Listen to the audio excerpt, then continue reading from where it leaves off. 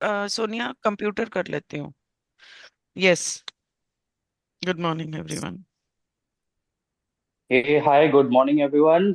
आई hope आप सारे के सारे, होप तो खैर क्या करना, आप सारे के सारे क्रिएटर के अंश हो तो अच्छा ही हो रहा होगा। मेरी कामना ये है कि आप लोग अच्छे से आगे चलें और अच्छे से अपनी लर्निंग और जो ग्रेजुएशन जिसके लिए आप यहाँ पर आए हो उसकी दिशा में निरंतर आगे चलो।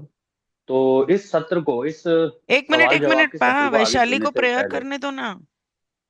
रुको तो मैम, मैं बोल रहा हूँ, रुको। ओह अच्छा। तो इस सत्र में आगे चलने से पहले हम लोग, आई रिक्वेस्ट वैशाली जी की, वैशाली जी आप वो लॉ ऑफ वन की जो प्रेयर है आप उसको एक बार उसको परफॉर्म कर दो, फिर हम लोग अपने सेशन को आगे लेके चलेंगे। ओके। सवाल है कि लॉ क्या है। जवाब है कि लॉ एक है। सवाल है कि हम सब यहाँ क्यों इकट्ठा हुए हैं। जवाब है क्योंकि हम महासंघ की जानकारियों और उनकी सामग्रियों के माध्यम से एक के कानून को सीखना और सिखाना चाहते हैं। सवाल है कि हम रा को और महासंघ के अन्य सभी सदस्य जो एक अनंत रचयिता की सेवा में कार्यरत है उन्हें क्यों ढूंढ रहे हैं, क्योंकि वे सभी एक के कानून के विनम्र दूत हैं। इसीलिए हम सब मिलकर हमारे पूरे लॉ ऑफ वन के समूह के आसपास किसी भी मंच पर इस सत्र को सुनने वाले सभी लोगों के आसपास, उनके परिवार, दोस्तों, पड़ोसियों, शुभचिंतकों और उनके घरों के आसपास हमारे एक अनंत रचयिता के प्रेम और प्रकाश का एक सुरक्षा घेरा बनाते हैं और किसी भी विचार रूप को इस घेरे में प्रवेश करने से प्रतिबंधित करते हैं, क्योंकि लॉ एक है। तो आइए हम सब आनंद मनाएं और इस स्थान को एक के नियम के अनुसार शुद्ध करें और आज का सेशन शुरू करें। Thank you Vaishali. Before hmm. We go ahead and Pa, before you start, I want to know who is this Christella gaming here. Christella, can you please give us an intro of yourself? Are you in our group? By what name? And how did you get this link?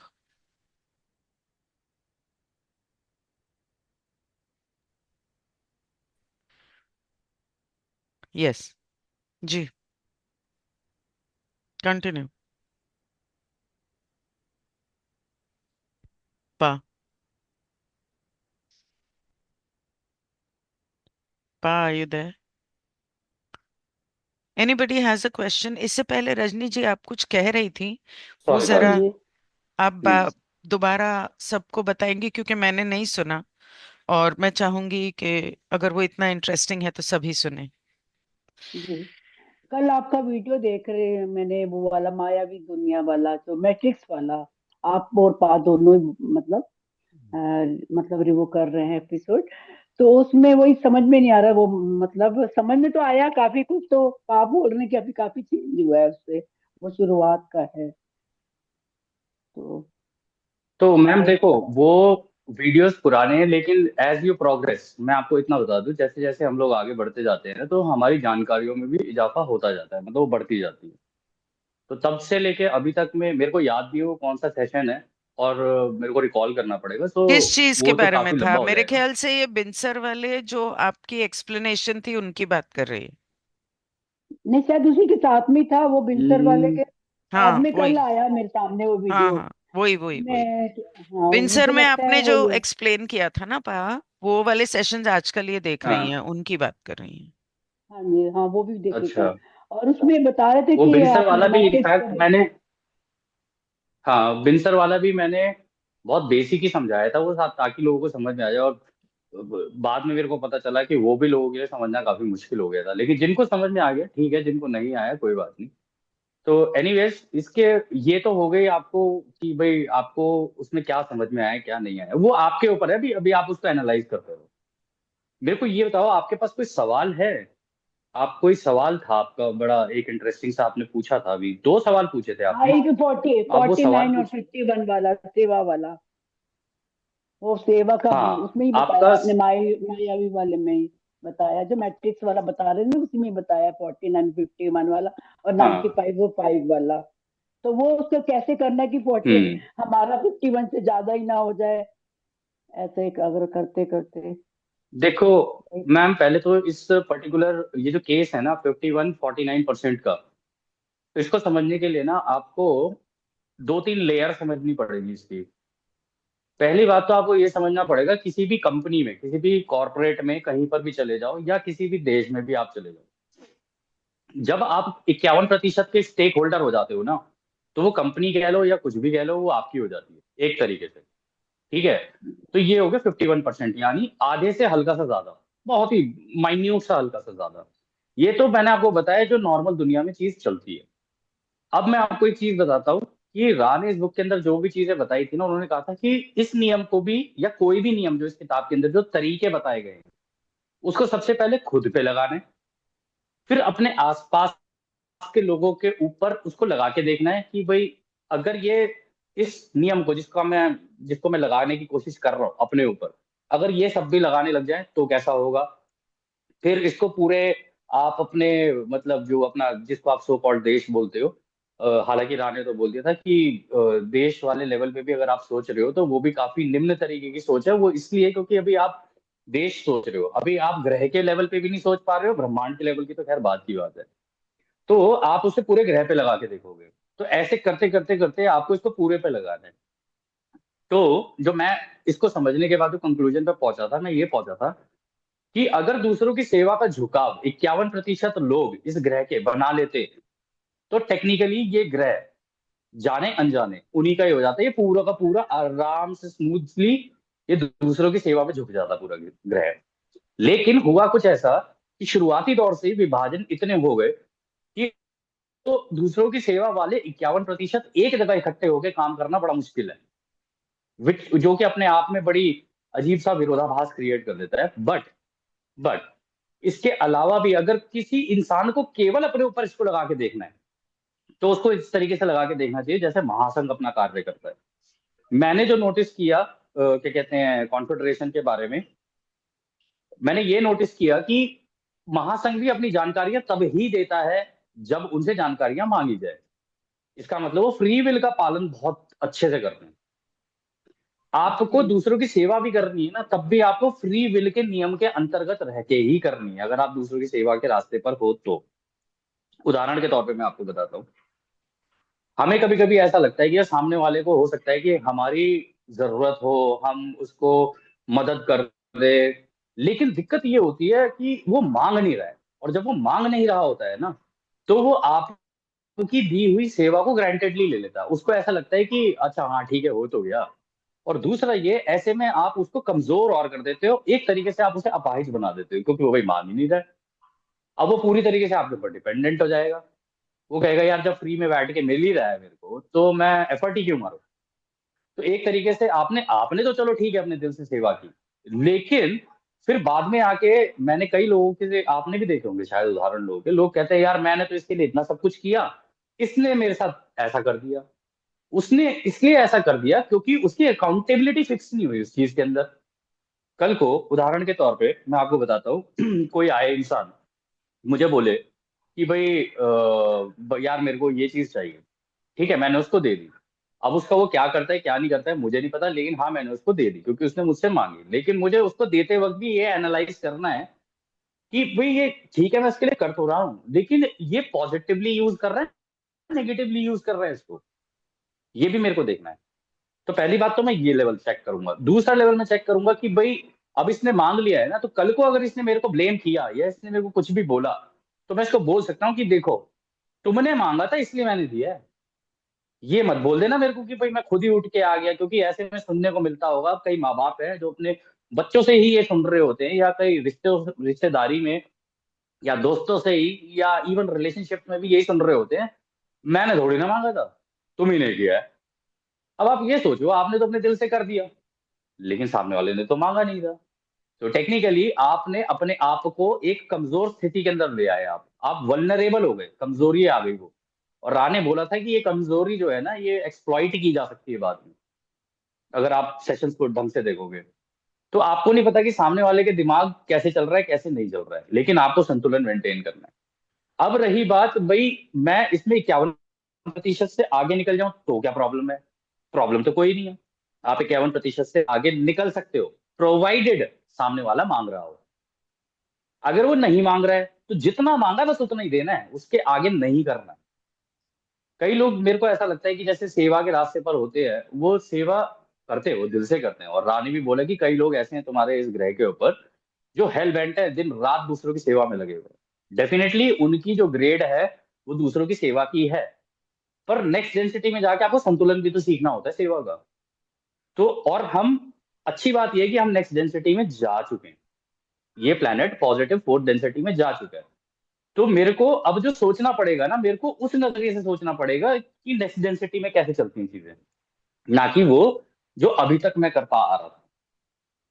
तो आपको जब ये सेवा दे रहे हो ना, आपको ये सोचना है कि यार बिना मांगे अगर मैंने दिया तो मेरे को ही ब्लेम मिलेगा, जो कि नेचुरली होता ही है।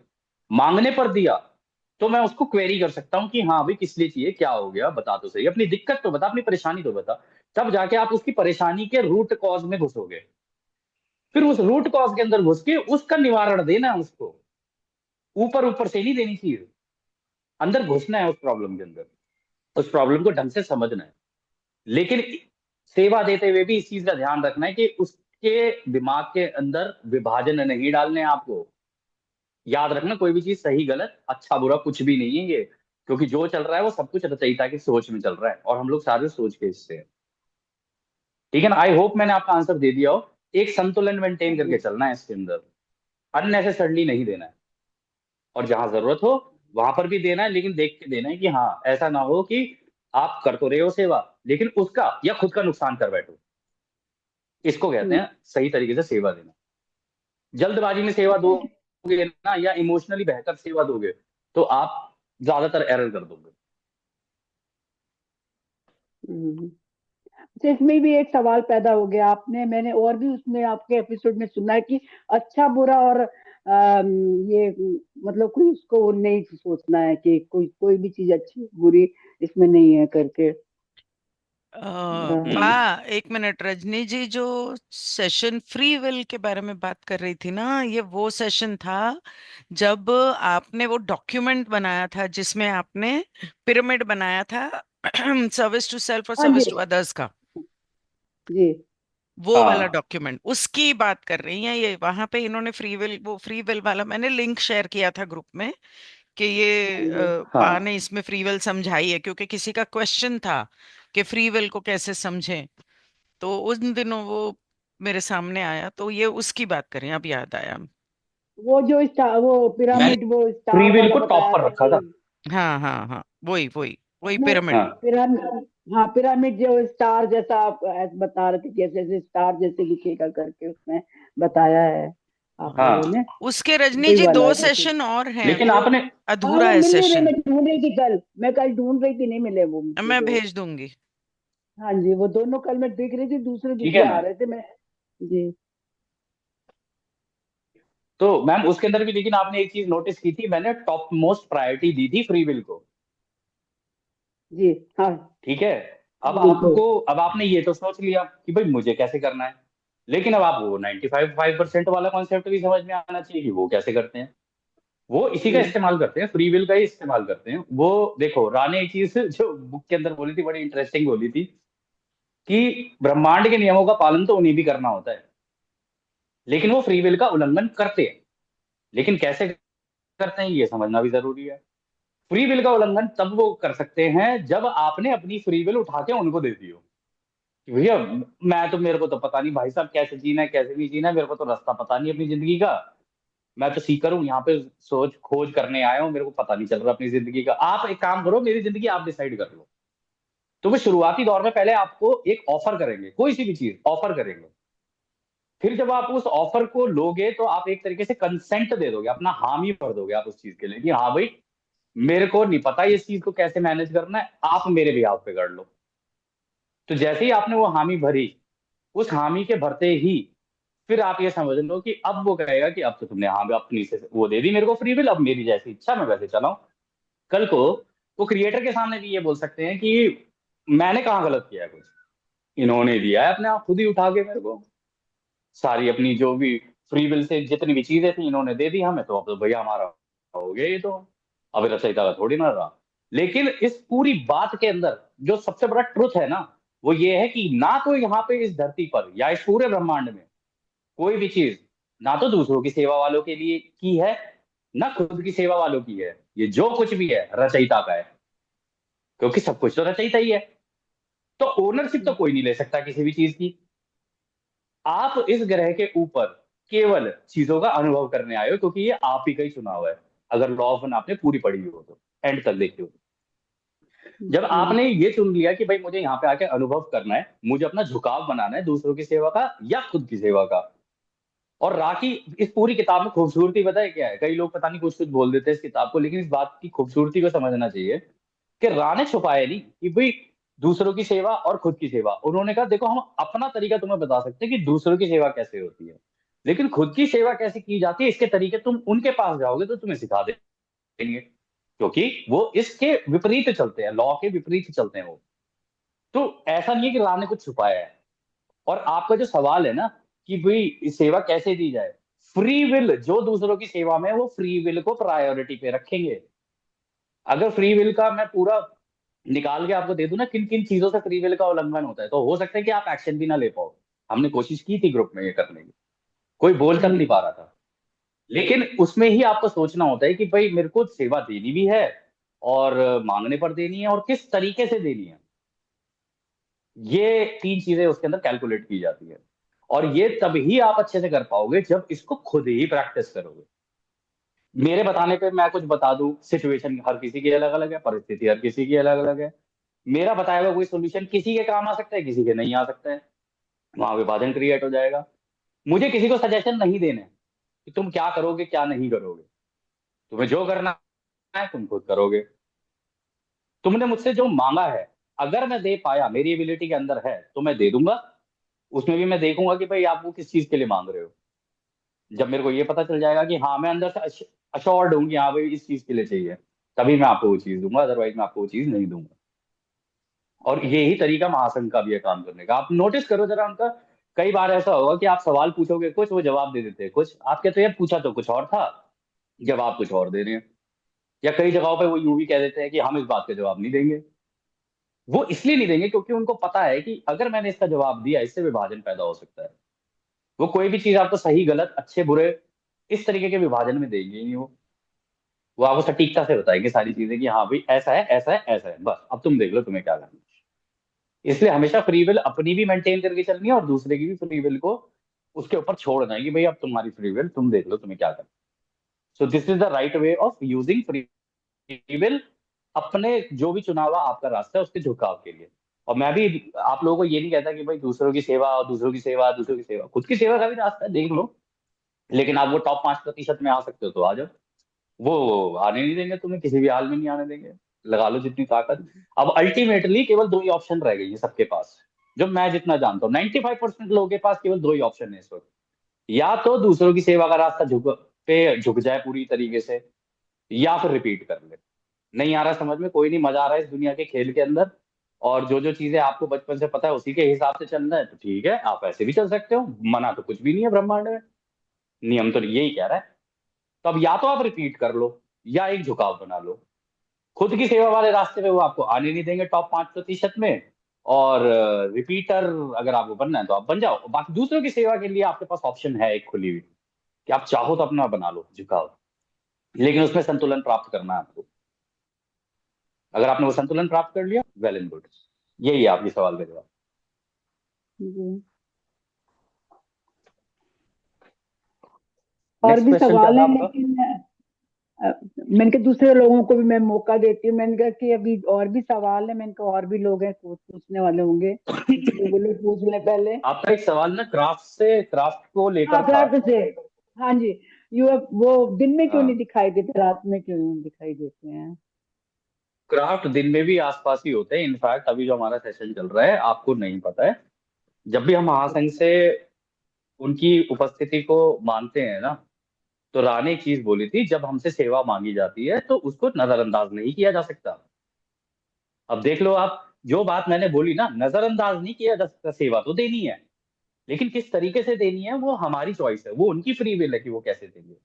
तो वो ये जरूरी नहीं है क्राफ्ट लेके ही आपके सामने बिल्कुल आए कि आओ जी आ गए हमारे, ये रहा मेरी ऑटो रिक्शा में आ गया इसको लेके। वो हो सकता है इसी रूम में आपके प्रेजेंट हो सकता है आपके राइट साइड में आपके कान के पास प्रेजेंट हो सकता है इसी हवा में से आपको सुन रहे हो और हम सबके साथ हैं। ये भी बिल्कुल पॉसिबल है क्राफ्ट लेके आपके घर के ऊपर खड़े हो, क्योंकि मुझे अच्छे से याद है जब हम लोगों ने लॉ ऑफ वन देनी शुरू की थी ना, लोगों के घरों के ऊपर क्राफ्ट आने शुरू हो गए थे। लोगों को ऐसा लगा अरे ये तारे चलते हुए कहाँ जा रहे हैं इधर से उधर, गोल्डन कलर की लाइट वाले तारे।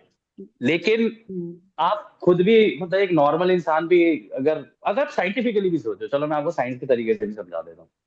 तारे तो चलते नहीं है पहली बात। तो तारे चल चल रहे हैं तो ये क्या चीज है, सवाल आ जाना चाहिए दिमाग के अंदर। फिर मेरे साथ तो जो इतनी चीजें हुई हैं उनमें से कुछ एक चीज बता सकता हूँ कि कभी कभी ये ब्लिंक भी कर देते हैं आपकी तरफ, तो आपको पता चल जाएगा ओह ये तो कॉन्फेडरेशन है। ठीक है, एक चीज ये हो गई। अब दूसरी चीज ये भी है कि कॉन्फेडरेशन अपने क्राफ्ट दिन में भी लेके आपके ऊपर ही, घर के ऊपर ही खड़ी हुई है, लेकिन आपको पता ही नहीं चल रहा है, क्योंकि अभी आप सेशन के अंदर हो। अभी आपको कुछ नहीं कहेंगे, वो कह रहे हैं चलो ठीक है सेशन चल रहा है, हम बस अपनी अपनी उपस्थिति दे रहे हैं यहाँ पे और कुछ नहीं। ठीक है ना। और रही बात कॉन्फेडरेशन के क्राफ्ट की, कोई एक तरीके क्राफ्ट तो उनके पास है नहीं, बहुत तरीके के क्राफ्ट है उनके पास। इसलिए मैं कहता हूँ एक बार जरा आपको उन क्राफ्ट्स को अच्छे से अनुभव करना है ना, किसी ऐसी जगह पे जाके अनुभव करना जहाँ पे गैलेक्सी ओपन हो। वहां पे आपको असली अनुभव होंगे, जिसे मैं कहता हूँ कि वाकई में अनुभव कर रहा हूँ। मैं अपने नहीं बता सकता, मैंने जितने बताए थे वो बता दिए। कुछ एक चीजें जो कि मैं बता नहीं सकता क्योंकि वो मेरे पर्सनल अनुभव है। बाकी आप ये मत सोचो कि क्राफ्ट इधर से उधर चल के जा रहे हैं, उधर से इधर चल के जा रहे हैं। वो आपको आके ये बताने की कोशिश करते हैं, हाँ हमारे दोस्तों हमारे भाइयों हम तुम्हें सुन रहे हैं, हमें दिख रहा है कि तुम दूसरों की सेवा के रास्ते पर निकल पड़े हो, हमें दिख रहा है कि तुम इस रचयिता की तरफ अपना झुकाव बनाना तुमने शुरू कर दिया। इसलिए वो आते हैं। ठीक है ना। तो क्राफ्ट अलग अलग तरीके के हम्म, हो सकते हैं। ये है आपके सवाल का जवाब। जी। और किसी का कोई क्वेश्चन? एक मिनट, मुझे यहाँ पर एक चीज कहनी है कि जरूरी नहीं है कि क्राफ्ट दिन में नजर नहीं आते। जब हमारे सेशन चलते थे तो हमारे बहुत सारे मेंबर्स, मुझे याद है मेरे ख्याल से शायद एमजे वेकेशन पे गए थे अपनी वाइफ के साथ, और वहां उन्होंने एक नज़ारे की फोटो ली कि कितना सुंदर है, और उस फोटो में पीछे क्राफ्ट था। जो पा ने उसको बताया, देख तेरे सामने क्राफ्ट खड़ा है। तो ऐसा बहुत बार हुआ है, लोगों को क्राफ्ट दिखा है, दिन में भी दिखा है। जरूरी नहीं है कि सिर्फ रात को दिखता है। हाँ। Anybody else?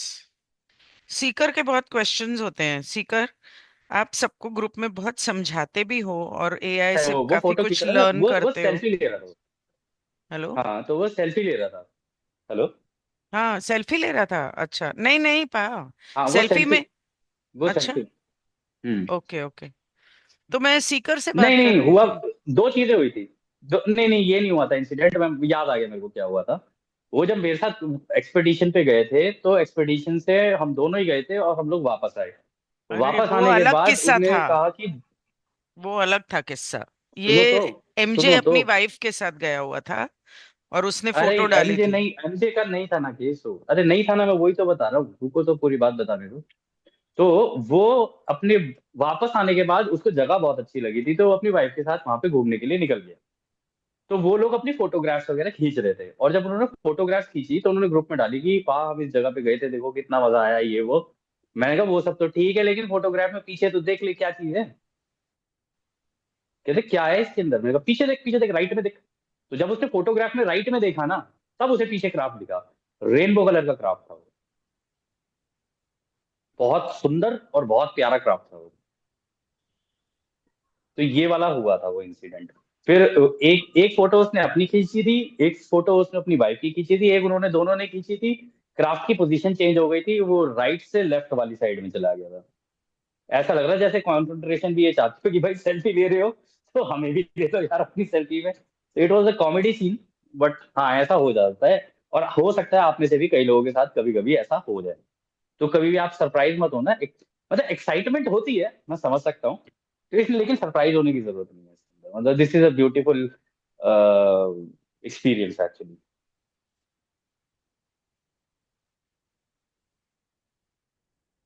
नेक्स्ट कोई क्वेश्चन?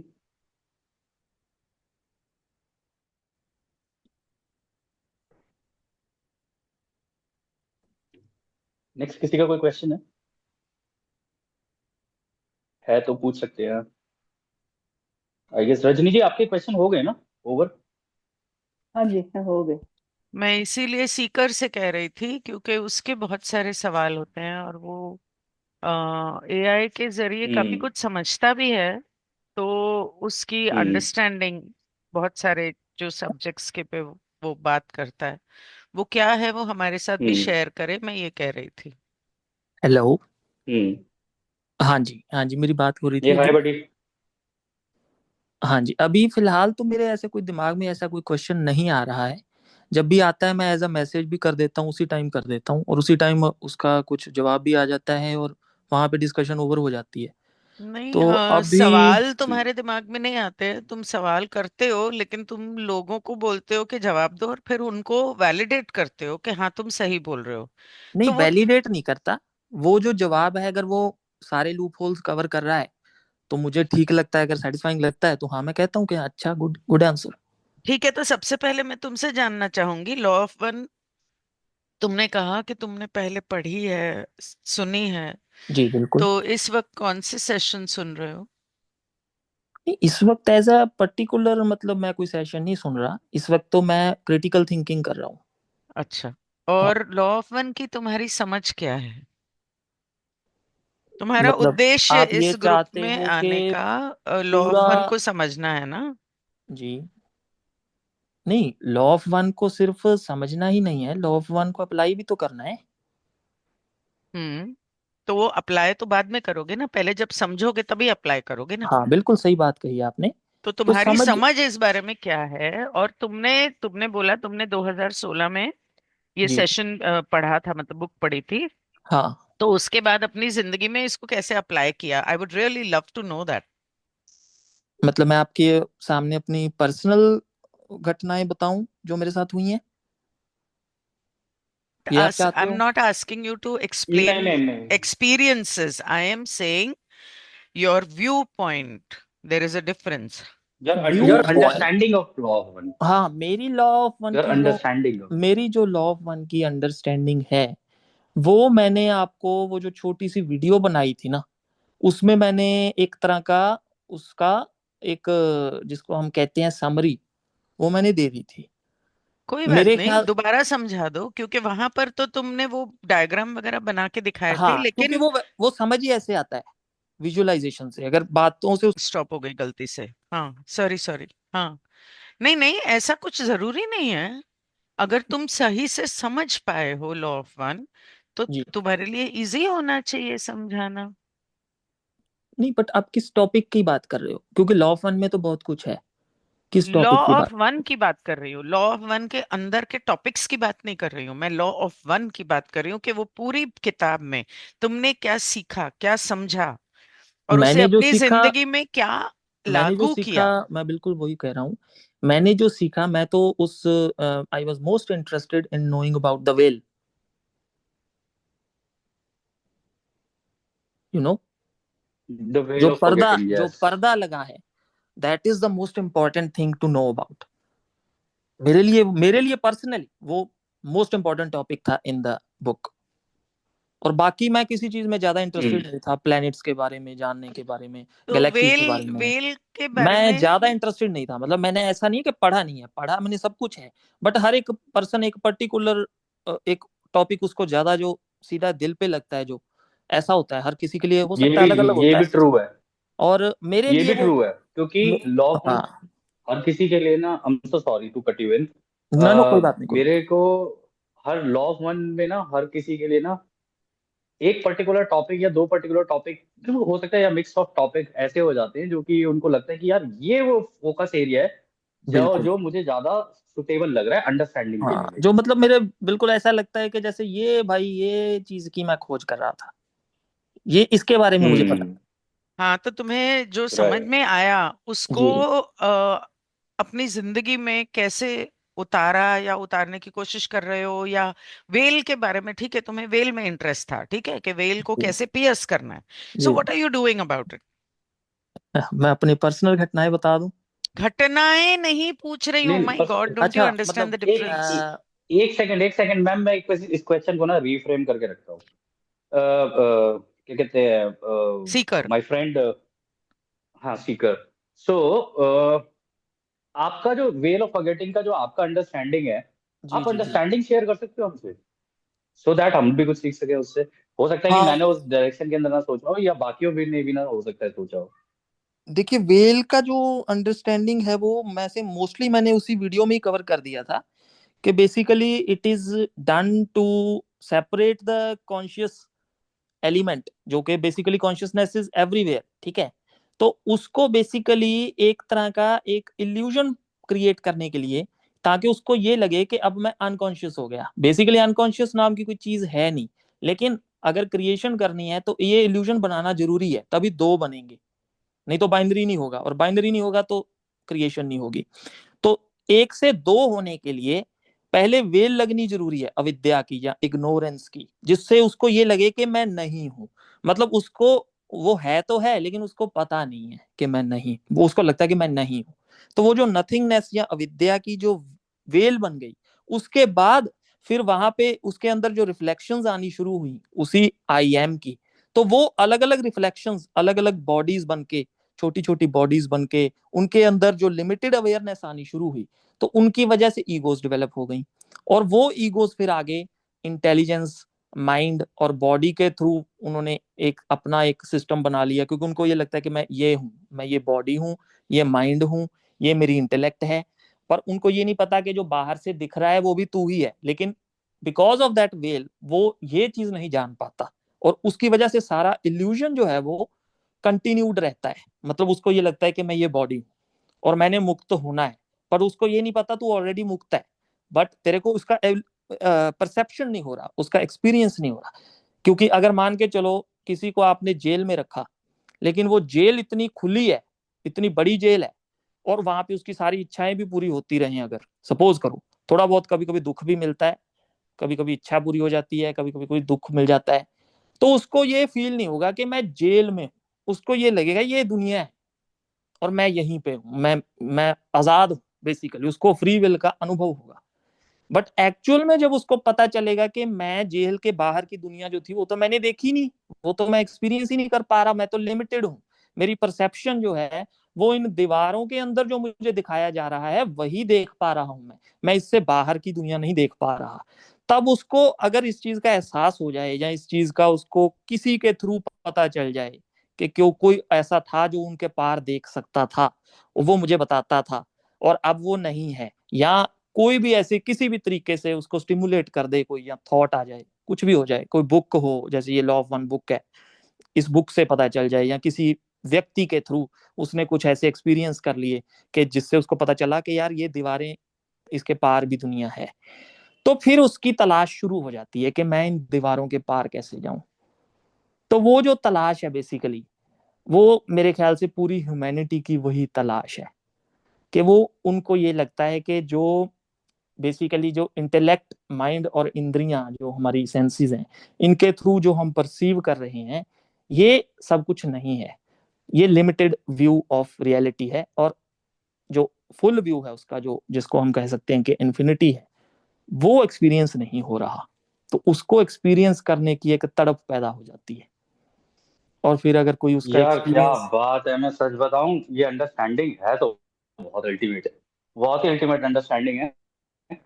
थैंक इसके यू। अंदर केवल दो कंपोनेंट है जो मेरे को मिसिंग लग रहे हैं। बस मैं ऐड कर रहा हूँ इसके अंदर, मैं इसको ना तो नेगेट कर रहा हूँ, ना मैं इसको कोई वो कर रहा हूँ, मैं ये कह रहा हूँ कि इसके अंदर दो कंपोनेंट है जो मिसिंग है। पहला कंपोनेंट तो ये है कि ऐसा नहीं था कि पहले इस गैलेक्सी के अंदर जिसके अंदर हम रह रहे हैं, जिस आकाश गंगा के अंदर हम हैं, ये पहले सबकी खुली हुई थी। मतलब सबको पता था कि हाँ अल्टीमेटली हमें जाके एक अनंत रचयिता ही बनना है, ठीक है, हम इसी में घुल मिल जाएंगे। लेकिन ये लगाई इसलिए गई कि जब लोगों को ये लगा ना कि यार जब एंड तो में जाके मिलना ही है, तो फिर आराम से अपना करेंगे यार, आराम से अपनी जिंदगी जीते हैं, आराम से अपनी मस्ती करते हैं, ठीक है, सब कुछ रचयिता ही है तो रचयिता का अनुभव ही करते रहते हैं। तो वो उनकी ना खोज अपने आप को पाने की, वो ना रुक रही थी उससे।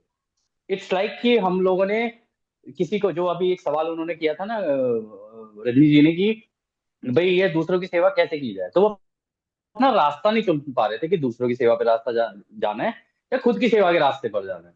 तो डिसाइड नहीं कर पा रहे थे वो। इस वजह से फिर ये वेल उनके लिए लगाई गई कि हाँ चलो ठीक है, इस वेल को लगाते हैं। फिर ये एक ग्रैंड एक्सपेरिमेंट हुआ इस, क्या कहते हैं, पूरी गैलेक्सी के अंदर, हमारी गैलेक्सी के अंदर, कि हमारी तो खैर क्या ही बोले, सब कुछ रचयिता की है ये, लेकिन इस गैलेक्सी के अंदर ऐसा हुआ फिर कि इसको लगा के देखते हैं। फिर एकदम से जो थॉट्स है ना, वो सबके रैंडम हुए। रैंडम का मतलब है अब हो गया अफरा तफरी का माहौल। अब समझ नहीं आ रहा है किसी को कि कोई कहीं भाग रहा है, कोई कहीं भाग रहा है, किसी को ये नहीं पता कि फिर अल्टीमेटली जाना तो रचयिता को ही जानना है। तो इन्फिनिटी का अनुभव होने का मतलब ये है कि इन्फिनिटी का मतलब अब मेरे को पूरे अनंत ब्रह्मांड की जानकारी हो गई है, अब मैं रचयिता बन चुका हूं। इसलिए राह ने कहा था कि जब कोई अपने आप के का वो द्वार खोल लेता है, गेटवे खोल लेता है, उस दरवाजे को खोल लेता है जिससे वो रचयिता की सोच से अपनी सोच मिला दे, तो फिर तो उसके लिए कोई भी चीज प्रॉब्लम नहीं है, क्योंकि अब वो पूरे ब्रह्मांड को जान गया। अब वो हर चीज में अपने आप को देख रहा है, और हर हर चीज के अंदर उसे पता चल रहा है कि ये एक्चुअली में ब्रह्मांड फंक्शन कैसे कर रहा है, और हर चीज इंस्टेंटेनियसली, हर चीज का जवाब तुरंत उसके पास है। तब ये ऐसे हो गया था। तो एक कंपोनेंट तो ये था, ठीक है। दूसरा कंपोनेंट जो आपने बोला ना, ये एक तरीके की जेल है। ये एक, इसको जेल इसलिए, आपने वैसे तो जेल का शब्द इस्तेमाल किया, लेकिन मैं इसको जेल नहीं मानता, मैं इसको ये मानता हूँ ये खुद की बुनी हुई जेल हो गई अभी। आप जितना इस भ्रम के अंदर फंसते जाओगे ना, आपके ये जेल और स्ट्रांग होती चली जाएगी, होती चली जाएगी, होती चली जाएगी खुद ही। ये आपको पता नहीं चलेगा, आपको लग रहा है सब कुछ सही चल रहा है, लेकिन ये आपके लिए स्ट्रांग होती चली जाएगी। और इसका जो जो मूल कारण है वो हो जाती है पीछे से आपकी इच्छाएं, कि आपको क्या अच्छा लग रहा है। राह ने कहा था कि सही गलत कुछ भी नहीं है, ये जो भी चल रहा है तुम्हारी फ्री विल के कारण चल रहा है। तुमको ये जो फ्री विल दी गई, उसका तुमने किस तरीके से इस्तेमाल किया है। अब तुम चाहो तो खुद ही बंधक बन जाओ अपनी सोच के, जो तुमने सीखा है उसी के बंधक बन जाओ, या इस मील के पत्थर को छलांग मार के आगे निकलो और जानने की कोशिश करो कि ब्रह्मांड क्या है। वैसे भी हम लोगों को जो टोटल रियलिटी है, ब्रह्मांड की जो टोटल रियलिटी है, उसका 0.0001% दिखता है। तो आप सोच लो, अभी टोटल रियलिटी तो बहुत ज्यादा है, हमें तो कुछ भी नहीं दिख रहा उसका।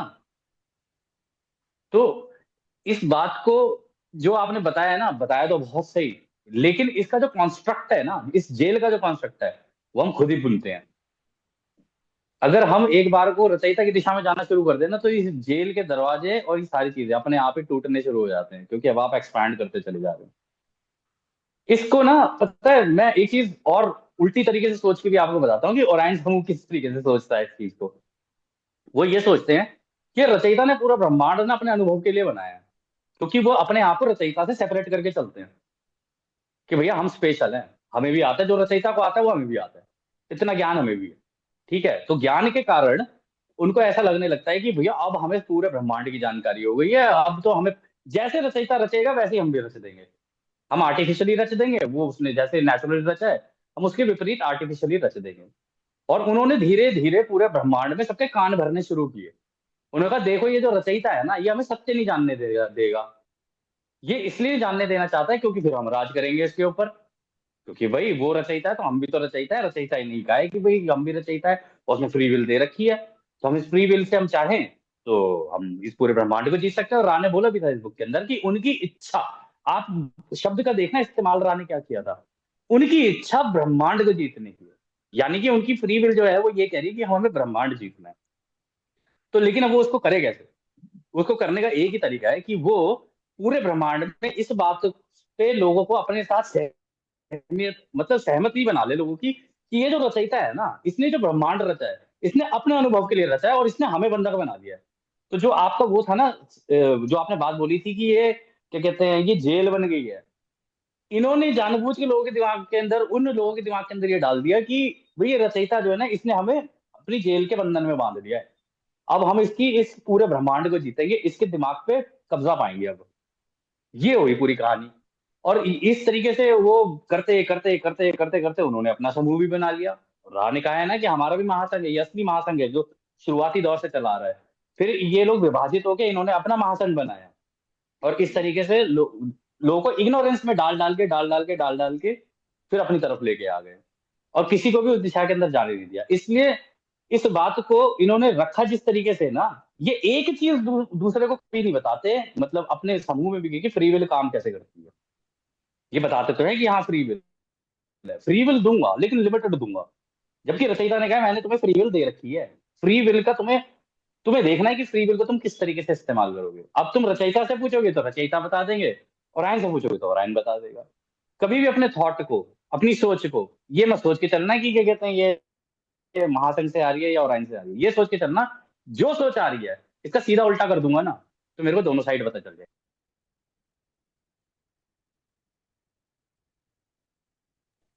जी मैंने बिल्कुल कुछ बिल्कुल, भी काफी उसके अंदर आपने से रिमूव नहीं किया। काफी आपने इसको एक्सपेंड कर दिया और उसको एक्सप्लेन कर दिया जो लॉ ऑफ वन के अकॉर्डिंग, बिल्कुल सही किया आपने। और मेरी भी हम्म यही अंडरस्टैंडिंग है, लेकिन इसमें बस मैं सिर्फ ये फर्क है कि मैं ना फंडामेंटल्स पे ज्यादा जोर देता हूँ। मैं जो उसके बाद जो हाँ स्टोरीज बनी उन पे मेरा इतना इंटरेस्ट नहीं रहता, हम्म मेरा इंटरेस्ट रहता है फंडामेंटल्स पे। तो फंडामेंटली जब हम्म हम ये कहते हैं कि भाई ये हमारी फ्री विल है, बट हमारी तो एग्जिस्टेंस ही उसके बाद आई है ना। इंडिविजुअल कॉन्शियसनेस की एग्जिस्टेंस तो बाद में आई। हाँ करेक्ट पहले वो कॉन्शियसनेस सिर्फ करेक्ट वही ब्राह्मण ही था, वो एक इन्फिनिटी जो था, हम्म ठीक है। उसने हम्म एक से ज्यादा बनने के लिए, मल्टीप्लाई होने के लिए जो वेल का इस्तेमाल किया, उसके बाद हमारी एग्जिस्टेंस आई। अब अगर हम हम्म इसको करेक्टली फ्रेज करें तो ये था कि we were created by the free will of the creator, but there should be a way in which we should have the free will to merge back in creator, then only the circle will yes complete. Okay, तो यहां पे जब हम हम्म fundamentals की बात करते हैं तो वहां पे बात आती है कि हाँ बिल्कुल फ्री विल सबके पास है, लेकिन फ्री विल का इस्तेमाल, कौन सा इस्तेमाल उसका सबसे बेस्ट रहेगा। मतलब फ्री विल में तो बहुत कुछ कर सकता है इंसान, बहुत कुछ, बहुत ऑप्शंस हैं, अनलिमिटेड ऑप्शंस हैं इस संसार में। कोई हाँ क्रिमिनल बन जाता है, कोई कुछ करता है, कोई कुछ करता है, कोई धर्म बना देता है नया, कोई धर्म का फॉलोअर बन जाता है, कोई बुक लिख देता है, कोई कुछ कर देता है, कोई कुछ कर देता है।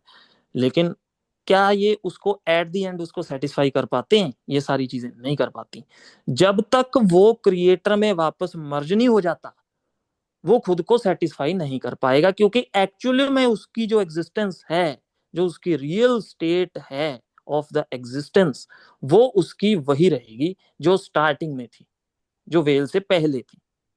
ठीक है, तो उसके लिए हम्म उसके अंदर तड़प जो है वो बढ़ती ही जाएगी। इस जन्म में अगर कम है कोई बात नहीं, आप कर लो इच्छाएं पूरी जितनी बाकी की रहती हैं, कर लो कर लो कर लो। फिर से जन्म होगा दोबारा, फिर वो इच्छा और बढ़ेगी, और एक जन्म ऐसा आएगा आपसे रहा ही नहीं जाएगा उससे मिले बिना। आप कहोगे मैंने तो इसी हम्म जन्म में मिलना है, मेरे से और नहीं बर्दाश्त होता। ये बाबा फरीद की अगर आप बाणी पढ़ोगे, या जिन्होंने उसको पाया था, वो उन्होंने लिखा है कि इतनी ज्यादा तड़प हो चुकी है कि मेरे आंखें थक गई हैं अब, कि कब आएगा तू, कब मैं तेरे को एक्सपीरियंस कर पाऊंगा, हम्म परसीव कर पाऊंगा।